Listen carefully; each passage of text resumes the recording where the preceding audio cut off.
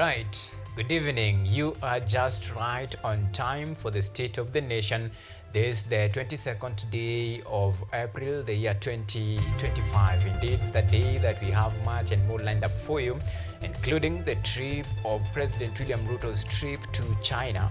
While critical questions are being asked about this particular trip, and of course we'll be taking a look at the impact and of course the significance of this trip in terms of economy, talk about geopolitics, and of course the ongoing war between China and the United States in terms of tariffs. So that is the discussion that will be coming to you later on with my guest, whom I will be introducing him later on our show tonight. But there is a very important matter in regard to the development story about the death of Pope Francis, and of course many people are asking about what next after the death of Pope Francis and what it actually entails.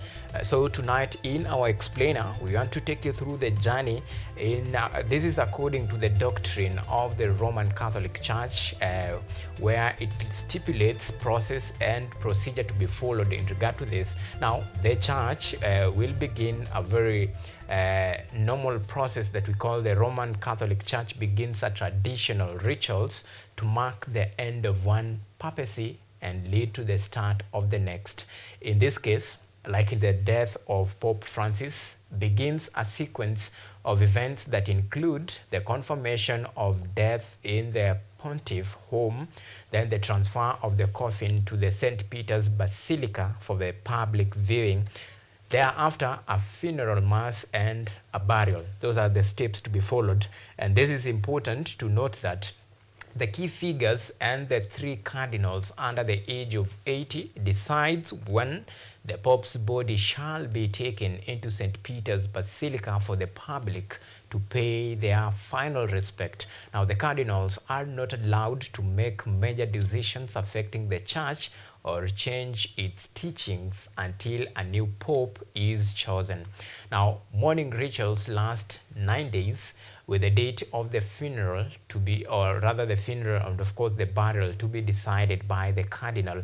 So the cardinal play a very critical role in this process in the Roman Catholic. Now, after that, which basically talks about what next after the death of a pope, in this case the death like we have of Pope Francis. In other cases, this might be when a pope decide now to resign because of the obvious reasons or the best reasons known to them. This is the process. Now after that, because a Roman Catholic Church must have a pope because the pope is the head of the Roman Catholic Church. So the question will be, what is the process to select a pope? Now, the process of electing a new pope is clocked in secrecy. But here is what we know about that process. Number one, so who is allowed to become a pope? Now, let's answer that question. Any man who is a Roman Catholic can technically be elected as pope. So, who elects the pope? That will be the next question. Now, the pope has been chosen from the College of Cardinals, the group charged with electing the Pope for the last 640 years or so. They are the Catholic Church most senior officials. They are summoned to the Vatican for an election known as the conclave. Any cardinal age over 80 is excluded from voting at the conclave. The process begins within 15 to 20 days at a time which either Pope has resigned or died. Now the process of, or rather the resignation or the death of a Pope, so this is so if the cardinal from around the world have time to travel. Now I'm talking about now the period between the 15 days from the death of Pope to 20 days from that time, so that to allow the Pope who, because the cardinals comes from different part of the country, so it's allowed them time to travel so that they can have this very important process which the cardinal are then shut in the Vatican until they agree on who the new Pope is. So those inside are not allowed in any, or rather are not allowed any contact with the outside world. And if a person receives 2/3 of the vote, then he becomes Pope. Now, that is the process electing a Pope. It's a very vigorous process, the one that is enshrouded in secrecy in regard to that, and of course it follows a very well organized process in regard to that, so that then until the final process when the Pope can now be elected.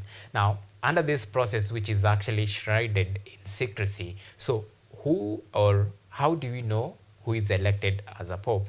Now, the paper ballots are burned after every voting round with the smoke that comes from the Vatican's rooftop, indicating whether a new Pope has been elected, or rather elected or selected, all the same. Now, black smoke means no decision has been made, and if the smoke is white, then the Pope has been chosen. Now, the new Pope will appear on the balcony overlooking the St. Peter's Square at the Vatican shortly after the white smoke is seen. So that is basically the process that entails in electing a Pope in this regard. So after this, we expect this process to begin after 15 days to 20 days.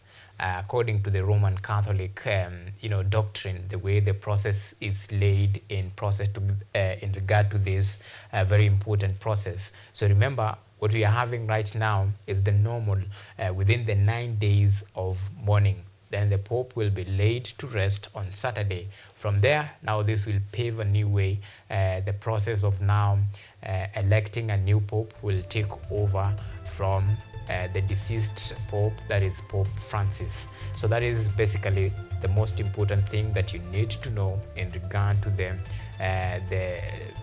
Vatican process, and of course, let me just say the Roman Catholic process of electing a Pope who is the leader of the Roman Catholic Church. Well, so that is in